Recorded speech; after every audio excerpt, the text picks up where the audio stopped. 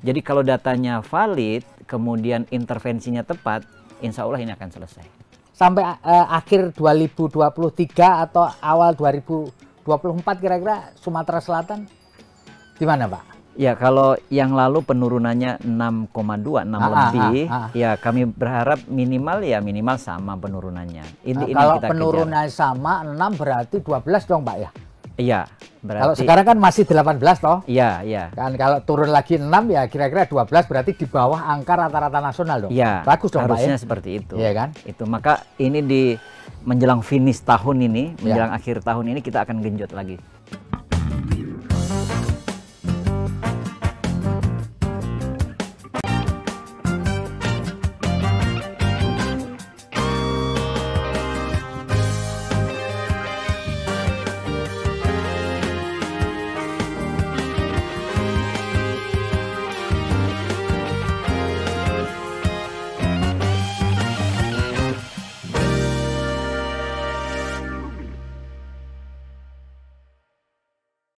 Assalamualaikum warahmatullahi wabarakatuh. Salam damai sejahtera buat kita semua.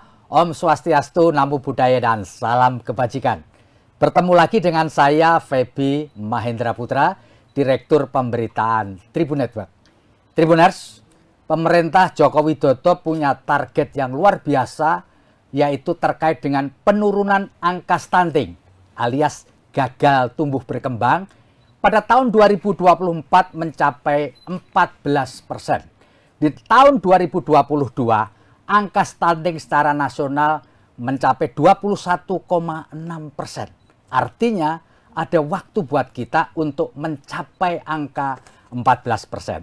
Dan berdasarkan hal tersebut, kami dari Tribun Network memberikan penghargaan kepada daerah-daerah yang telah berhasil melakukan penurunan angka stunting, baik pencegahan maupun prevalensi bagi balita yang menderita stunting. Satu di antaranya adalah Provinsi Sumatera Selatan yang pada tahun 2022 bisa menurunkan angka stunting dari 24,8% menjadi 18,6%. Tentu ini prestasi yang luar biasa bagi masyarakat dan pemerintah Provinsi Sumatera Selatan. Dan untuk ngobrolin hal itu, kami telah menghadirkan atau kedatangan tamu. Beliau adalah penjabat Gubernur Sumatera Selatan yang juga Direktur Jenderal Bina Keuangan Daerah Kementerian Dalam Negeri, Dr. Andes Agus Fatoni, MSI atau akrab dipanggil Pak Fatoni. Assalamualaikum Pak. Waalaikumsalam warahmatullahi wabarakatuh. Terima kasih Pak Feby. Iya, luar biasa. Alhamdulillah bisa ketemu hari ini. Ya. Pak Fatoni, tentu kita kepingin tahu nih Pak. Bapak sebagai penjabat Gubernur Sumatera Selatan, setelah melihat angka-angka prestasi yang sudah dicapai oleh pemerintah dan masyarakat Provinsi Sumatera Selatan, bagaimana komentar Bapak? Iya. Tentu kami berterima kasih atas penghargaan yang diberikan ini, dan ini semua karena kerja keras bersama.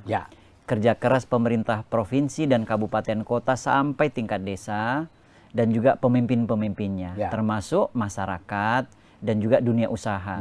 Jadi ini tiga komponen ini bekerja bersama-sama mengatasi stunting yang ada di Sumatera Selatan.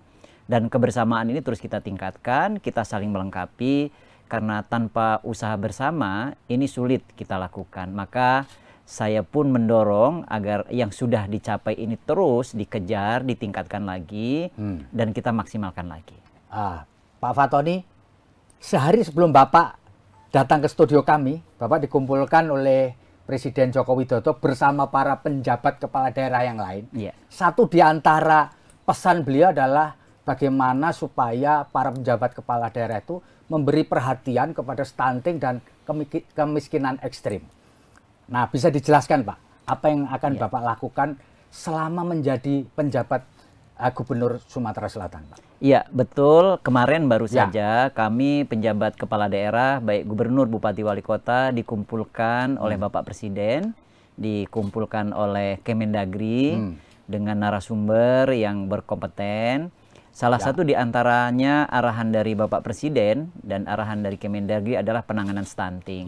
Tentu banyak prioritas yang lain seperti kemiskinan ekstrim, kemudian inflasi, termasuk persiapan pilkada dan pemilu. Nah, terkait dengan stunting, ini beliau juga menekankan pentingnya kita terus melakukan kerja keras. Upaya kerja yang keras, apalagi PJ ini arahan beliau karena tidak ada beban politik, maka bekerjanya harus keras. Gitu ya Pak ya? Ya, karena nggak ada tidak ada biaya politik, ya? tidak ada biaya politik gitu ya, maka kerjanya harus keras. Tapi juga beliau mengingatkan, ingat sewaktu-waktu bisa dievaluasi. Nah, itu pesan beliau. Evaluasinya bukan hanya sekian bulan, tetapi per hari beliau akan monitor. Nah, ini arahan beliau, maka kita wajib menjadikan ini menjadi prioritas. Saya pun begitu dilantik, paling tidak ada 5 prioritas yang harus saya kerjakan sesuai dengan arahan Bapak Mendagri. Yang pertama adalah inflasi, yang kedua kemiskinan ekstrim, yang ketiga itu stunting, kemudian yang keempat pilkada pemilu, kemudian yang kelima khusus di Sumatera Selatan dan beberapa daerah lain itu karhutlah. Nah, ini kita terus bekerja keras siang malam dengan berbagai komponen yang ada. Oke, Pak Fatoni, angka di Sumatera Selatan ini menggembirakan lah, tapi kan masih jauh dari 14% ini, masih 18,6 tahun 2022. Karena survei biasanya dilakukan di akhir tahun. Nah, kalau Pak Fatoni melihat masih ada jeda 4% nih, apa yang kira-kira harus digenjot di Sumatera Selatan ini, Pak? Sebenarnya kalau kita sama-sama, ini agak lebih cepat dan lebih gampang.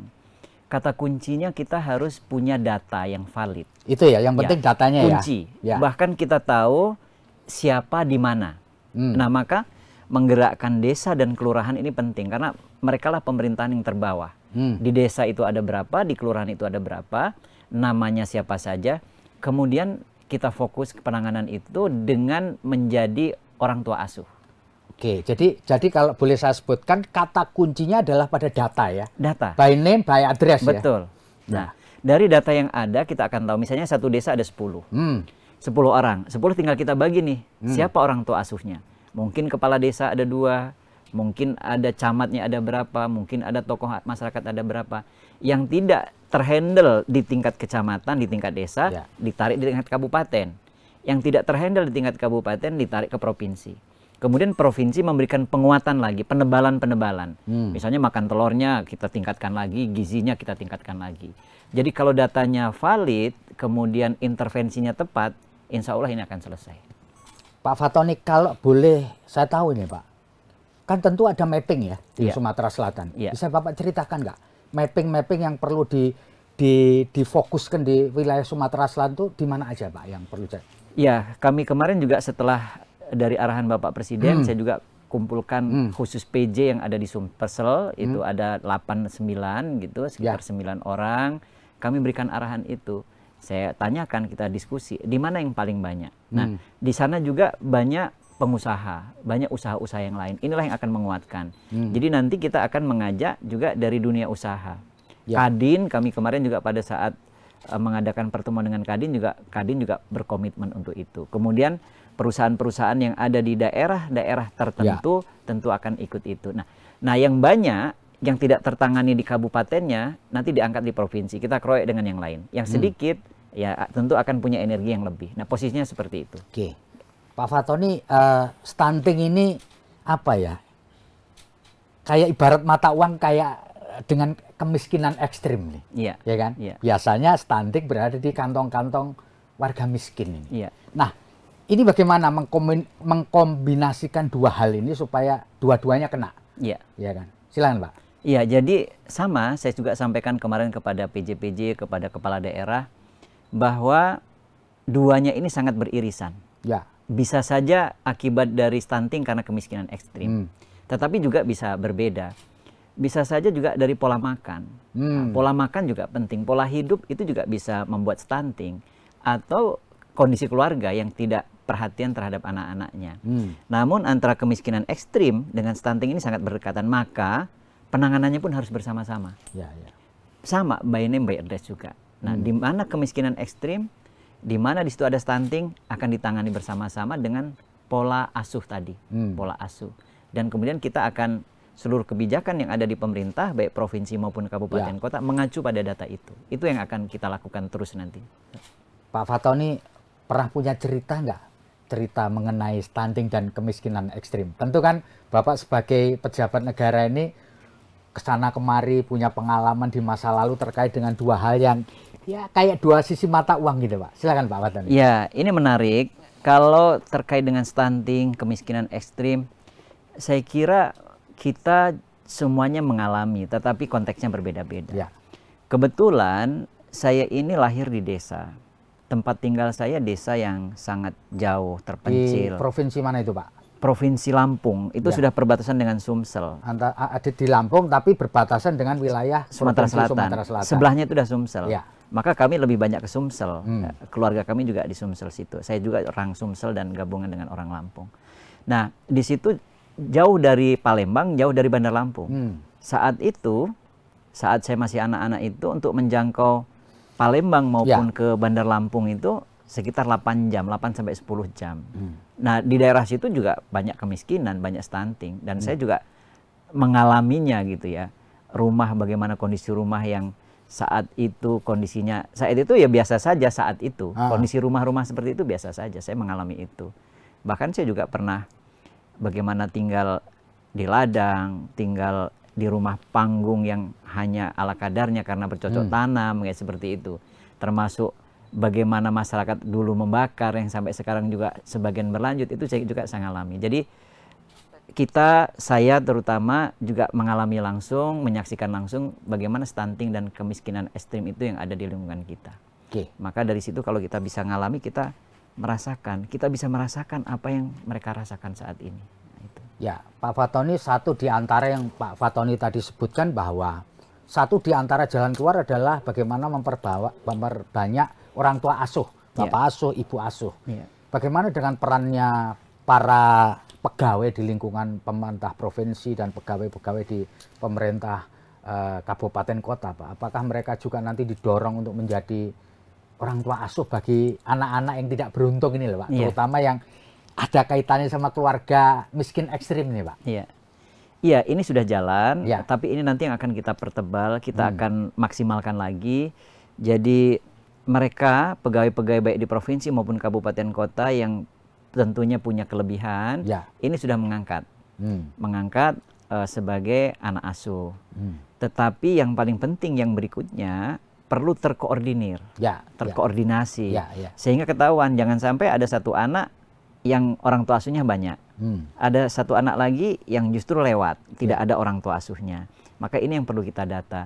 Maka kalau pemerintah ikut berperan sebagai institusi, ditambah lagi dengan pemerintah sebagai individu, pejabat-pejabatnya, pegawai-pegawainya ikut, ini akan lebih cepat lagi.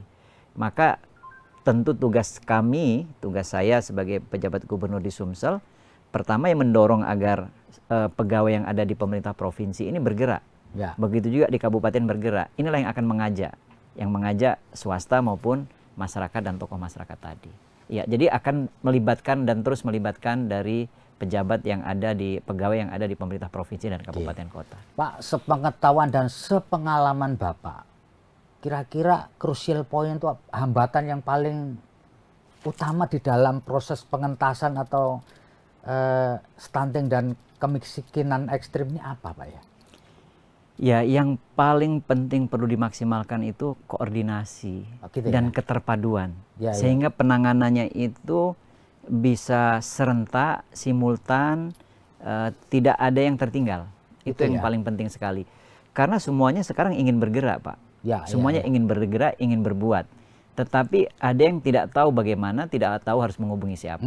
Ada yang sudah jalan, tetapi ada yang juga terlewatkan. Nah ini, keterpaduan itu yang sangat penting. Maka tugas pemerintah untuk mengkoordinasikan itu. Ya, kalau boleh saya tahu Pak, pasti Bapak punya target nih. Kan sekarang angkanya kan sudah lumayan nih Pak ya. Meskipun masih, targetnya sampai akhir 2023 atau awal 2024 kira-kira Sumatera Selatan gimana Pak? Ya, kalau yang lalu penurunannya 6,2, 6 lebih, ya kami berharap minimal sama penurunannya. Kalau penurunannya sama 6 berarti 12 dong Pak ya? Iya, Berarti, kalau sekarang kan masih 18 toh? Iya, iya. Kan kalau turun lagi 6 ya kira-kira 12 berarti di bawah angka rata-rata nasional dong. Iya. Bagus dong harusnya Pak ya? Seperti itu. Iya kan? Itu maka ini di menjelang finish tahun ini, menjelang akhir tahun ini kita akan genjot lagi di situ. Tapi menurut Bapak ini reasonable nggak sih Pak kalau kita ini tahun depan 2024 itu 14% gitu reasonable nggak? Masuk akal nggak target itu Pak? Iya. Tentu itu target juga mencapai juga di Sumatera Selatan. Kalau kita bener 6% tadi, berarti kan Sumatera Selatan 12. Iya. Berarti di bawah angka rata-rata nasional, berarti sukses dong. Iya, ini juga kan juga tergantung juga dengan data tadi ya. Data awal dengan data ini terus kita perbaiki. Ya. Bisa saja dulu ada yang belum terdata, kemudian kan menjadi terdata gitu kan. Ya, ini juga akan kita perbaiki. Namun dari sisi upaya yang kita lakukan, kami optimis itu bisa dilakukan. Mudah-mudahan itu bisa tercapai. Ya. Iya. Pak, kalau Pak Fatoni melihat situasi yang sekarang ini, situasinya kan tadi pasti ada kaitannya sama kondisi ekonomi kita. Ya, dan Bapak tadi sudah sebutkan bahwa satu di antaranya adalah bagaimana mengelola inflasi. Ya. Ya, ketika dunia tidak sedang baik-baik saja. Ya kan? Ya. Ada krisis pangan, krisis energi, kemudian krisis keuangan ekonomi dunia gitu. Ada perang juga Pak. Gimana nih yang ingin Bapak lakukan untuk menjaga supaya inflasi ini tetap terkendali? Kalau inflasi tidak terkendali, harga naik, ya orang miskinnya kan tambah Pak. Betul kan? Iya, betul. Bisa dijelaskan Pak sedikit Pak? Pertama, kita harus sampaikan kepada masyarakat bahwa inflasi ini serius. Serius ya. Kadang ada yang nggak percaya apa sih inflasi itu. Terus ada juga yang bertanya apa hubungannya dengan perang di Ukraina, perang yang ada di luar negeri sana dengan dampak Palestina kita. Padahal itu kan akan mengganggu stok pangan, stok gandum, kemudian minyak. Dampak dari minyak bisa kemudian membuat inflasi. Nah itu yang harus kita jelaskan. Dan secara real di lapangan inflasi itu terjadi, kenaikan harga itu kan salah satu yang nampak. Maka setelah masyarakat tahu bahwa ini inflasi ini masalah bersama, kita harus bersama-sama menanganinya. Nah, ini jadi yang paling penting adalah menjadikan penanganan inflasi sebagai fokus utama. Sama dengan kita dulu waktu waktu COVID. Semua orang bergerak untuk menangani COVID. Sekarang harusnya begitu. Semua orang bergerak untuk menangani inflasi. Kalau ngariung, gotong royong gitu, dikeroyok bareng-bareng dengan gitu, posisi masing-masing. Contoh misalnya yang sederhana, yang harus dilakukan masyarakat dengan harga yang tinggi, harga melambung, ya stop boros pangan. Jangan membuang makanan, jangan makan berlebih. Kadang-kadang kan kalau kita makan itu banyak gitu, apalagi di kondangan gitu kan, apalagi sedang makan bareng-bareng. Penuh tapi nggak kemakan, jadi stop boros makan. Kemudian menanam di pekarangan, menanam di kebun seperti itu bisa kita lakukan. Terus dari sisi pemerintah juga harus bisa mengontrol harga, mensuplai manakala di pasaran kurang, manakala di daerah itu tidak ada, kita bekerja sama dengan daerah lain untuk bisa mendatangkan itu. Di situ fungsi pemerintah dan fungsi masyarakat. Swasta juga begitu melakukan yang bersama. Jadi paling penting adalah kita menyadari bahwa ini adalah masalah bersama dan ini nyata. Kemudian kita berperan di posisi masing-masing. Setelah itu apa yang kita lakukan tadi terkoordinasi. Nah, itu yang harus dilakukan. Pak, supaya pembaca kita, penonton kita di seluruh Indonesia lebih mengenal Pak Fatoni, Pak. Bisa cerita nggak Pak? Awal mulanya kok Bapak bisa diberi amanah sebagai penjabat gubernur Sumatera Selatan ini apa? Orang tahu Bapak ini spesialis penjabat misalnya. Ya kan? Silakan Pak. Iya. Sebenarnya penjabat kepala daerah, baik gubernur, bupati, wali kota, itu kalau mau jadi penjabat ya harus pegawai negeri dulu. Jadi yang bisa menjadi penjabat kepala daerah harus pegawai negeri. Dan terkait dengan penjabat ini, terkait dengan kepala daerah ini ada kepala daerah definitif yang dipilih. Ada PLT, pelaksana tugas. Pelaksana tugas itu misalnya ada kepala daerahnya berhalangan tetap, wakilnya pelaksana tugas. Kemudian ada PLH, itu pelaksana harian. Pelaksana harian itu apabila kepala daerah dan wakil kepala daerah berhalangan, dalam waktu singkat harus tidak boleh terjadi kekosongan kekuasaan, diangkat PLH. Biasanya PLH-nya itu sekda. Kemudian ada penjabat sementara.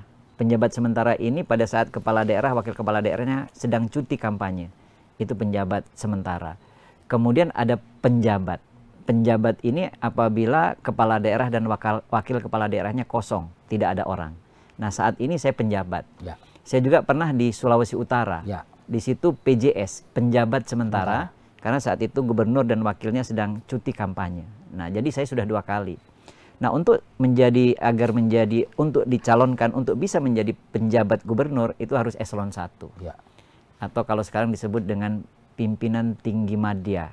Kalau menjadi penjabat bupati wali kota itu harus pimpinan tinggi pratama atau eselon 2. Nah, untuk ditunjuk ya tentu harus memenuhi syarat itu. Tetapi ditunjuk juga tidak gampang Pak Feby.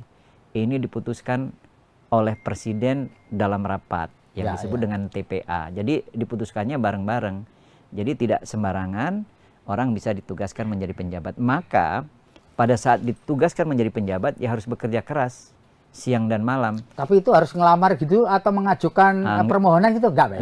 Enggak ya. Jadi sekarang Bapak pasif aja gitu ya? Pasif. Sekarang ini penugasan penjabat itu ada beberapa mekanisme. Kalau untuk bupati wali kota itu diusulkan oleh 3 pihak. Pertama 3 dari DPRD kabupaten kota, 3 dari gubernur, dan 3 bisa dari Mendagri. 3 akan digabung, kemudian 3 nama sampai kepada presiden dirapatkan. Kalau untuk gubernur itu 3 dari DPRD, 3 dari Kemendagri. Kemendagri ini bisa dari usulan dari berbagai kementerian yang lain. Dipilih lagi menjadi 3, dikirim ke presiden, dirapatkan, diputuskan menjadi 1. Nah, posisinya seperti itu. Nah, jadi Bapak ini mendapatkan amanah setelah melalui seleksi 6 orang berarti ya Pak ya? Iya kan? Jadi 3, 3, 6. Iya.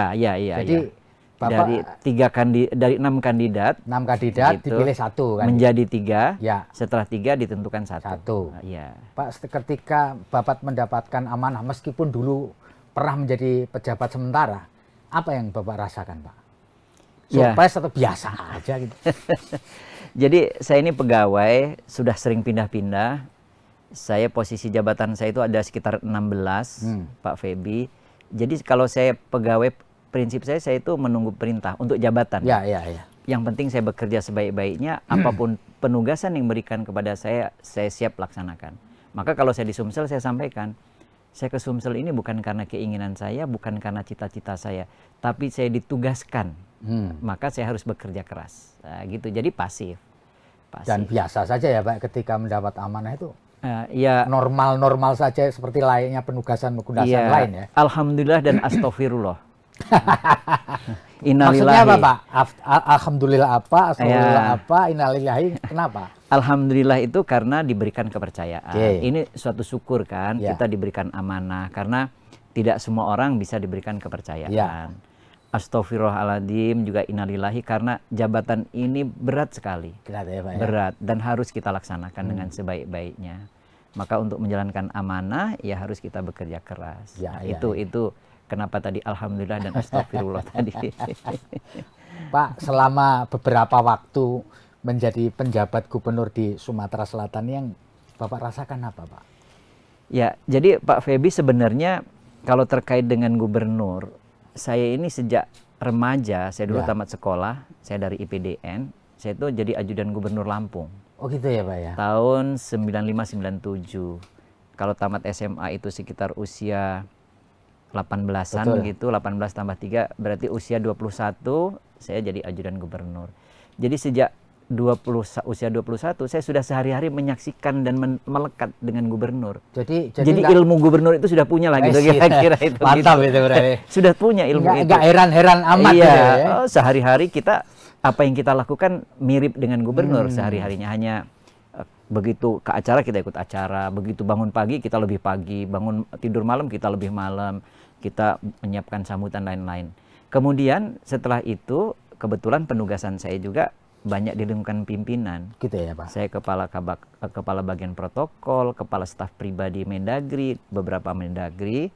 Jadi ya sudah sering menyaksikan seperti itu. Pada saat pimpinan-pimpinan saya jadi PJ gubernur, saya juga mendampingi, ikut sehari-hari. Jadi ya sudah, kalau menyaksikannya sudah hatam lah. Hanya tinggal menerapkannya saja lah gitu kira-kira. Tinggal melaksanakannya. Bayangkan Pak Feby, kalau kita bisa mengadopsi semua tadi, ilmu tadi, ilmu yang kita dapat waktu muda, kemudian ilmunya gubernur-gubernur yang lain kita gabung, kan berarti ilmu kita banyak gitu kan. Harusnya kita bisa lebih maksimal lagi. Gitu. Itu ya Pak ya. Ya, jadi karena banyak belajar itu tadi. Pak, satu di antara pesan presiden itu adalah di luar yang stunting sama kemiskinan ekstrim adalah netralitas. Bahkan muncul satu warning kalau sampai nggak netral, hei para pejabat tak ganti. Apa sih dimaksud dengan netralitas itu apa? Supaya kita tahu. Karena masing-masing orang kan punya persepsi sendiri-sendiri soal netral nih. Ada yang bilang netral itu maju enggak, mundur enggak, kayak mobil gitu Pak, netral gitu. Silakan Pak. Jadi tugas pemerintah itu harus di tengah.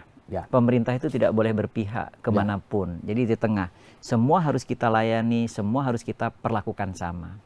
Maka dalam politik kita juga tidak boleh ikut politik praktis. Jadi nggak boleh ikut kampanye, nggak boleh ikut kampanye, nggak boleh dukung-mendukung, bahkan nge-like saja tidak boleh. Nggak boleh, nggak boleh Pak. Wah, kemudian kita nge-share salah satu calon nggak boleh. Nah, disitulah netralitas itu. Jadi kita harus menjaga kondusivitas tadi, memperlakukan yang sama. Memang yang kadang-kadang kemudian dimaknai masyarakat kadang-kadang, loh kok ikut hadir ini, kok ikut foto ini. Ya namanya foto boleh sama siapa saja. Oh, foto masih boleh ya Pak ya? Foto boleh, tetapi kan tidak berkampanye. Misalnya ketemu di kondangan, foto ketemu ya boleh. Ketemu di satu acara, itu yang penting ya Pak, boleh. Ini, Pak. Jangan sampai kemudian kita nggak bermasyarakat jadinya gitu kan. Terus saya misalnya sebagai PJ Gubernur, saat ada acara partai, saya sebagai gubernur kan diundang, ya boleh datang. Datang boleh ya. Yang tidak boleh mengacungkan kemudian jari, kemudian ikut mendorong, berkampanye, ya itu yang tidak boleh. Pidato di acara parpol boleh? Boleh, ya sebagai pembina politik juga kan. Jadi partai siapa saja yang mengundang ya kita akan datang. Nah, kalau pegawai negeri di lingkungan Pemprov diundang untuk acara parpol gitu, boleh nggak datang Pak? Lihat konteksnya. Konteksnya. Jadi kalau misalnya yang diundang itu kepala Kesbangpol, ya ini kan memang menangani itu, ya boleh. Atau saat saya diundang, saya menugaskan asisten atau kepala dinas lain, ya boleh. Prinsipnya pokoknya kita nggak boleh ikut-ikut kampanye. Kalau nonton kampanye boleh nggak Pak? Pegawai negeri sipil nonton kampanye gitu Pak? Karena ada dangdutnya gitu, boleh nggak Pak? Sebisa mungkin dicegah lah nonton dari jauh aja. Nonton aja nggak boleh Pak. Nah, ini yang wilayah tafsir ini yang harus kita hindari Pak Febi. Jadi daripada ditafsirkan lain-lain lebih baik mending nggak usah gitu ya? Mending nggak usah. Dengerin dari jauh aja ya kalau ada biduannya nyanyi gitu. Atau kita lihat YouTube aja, itu penyanyi siapa kita buka aja di YouTube gitu. Itu masanya nggak lama kok. Kan saat-saat nanti sudah ada kontestasi sudah mau dimulai ya. Kalau sekarang kan belum nih, belum ya nggak apa-apa kan belum ada kampanye. Gitu ya Pak masalah. Ya. Pak, ini satu lagi pertanyaan pamungkas dari saya untuk Pak Fatoni Pak. Pak, silahkan Bapak menyampaikan closing statement buat pembaca kita, penonton kita, terutama masyarakat Sumatera Selatan ya Pak, untuk membantu ini. Karena kalau masyarakat nggak bantu ngapain juga ya, terkait dengan kemiskinan ekstrim, lalu kemudian stunting, dan yang paling penting itu menjaga kondisivitas menjelang pemilihan umum 2024. Diantaranya Pilpres tentu saja. Kalau pilkadanya masih jauh, belakangan aja Pak. Silakan Pak. Baik, jadi saya mengajak seluruh masyarakat yang ada di Provinsi Sumatera Selatan. Ini banyak sekali PR yang harus kita kerjakan bersama-sama. Dan selama ini menjadi prioritas kami di pemerintah. Yang pertama adalah penanganan inflasi. Penanganan inflasi ini serius, kita perlu sama-sama. Yang kedua, kemiskinan ekstrim. Yang ketiga, stunting. Kemudian yang keempat itu karhutla. Kemudian yang kelima adalah pilkada. Maka kita harus bersama-sama, pilkada pilpres. Pilkada, pilpres, dan pemilu. Maka kita harus bersama-sama menangani itu. Kemudian kita ciptakan iklim yang kondusif. Kita tingkatkan terus prestasi dan capaian yang sudah selama ini diperoleh oleh Sumsel. Kemudian kita buat Sumsel yang memang sudah bagus, sudah besar ini, kita pertahankan, kita jaga, dan kita lanjutkan. Kita buat Sumatera Selatan semakin maju lagi, semakin mandiri, dan masyarakatnya semakin sejahtera. Itu Pak ya? Ya. Baik Tribuners, demikian ngobrol saya dengan penjabat Gubernur Sumatera Selatan, Bapak Dr. Andes Agus Fatoni MSc. Gelarnya banyak karena sekolahnya banyak juga. Terima kasih Pak. Moga-moga sukses memimpin provinsi yang sangat strategis di Pulau Sumatera. Terima kasih juga penghargaan penanganan stunting untuk Sumsel. Ini semua untuk masyarakat, untuk pemerintah, dan semua warga Sumatera Selatan. Oke, baik. Saya Feby Mahendra Putra, pamit undur diri. Assalamualaikum warahmatullahi wabarakatuh. Salam damai sejahtera buat kita semua. Om Santi, Santi, Santi Om. Namo Buddhaya, salam kebajikan, dan jangan lupa tetap bahagia.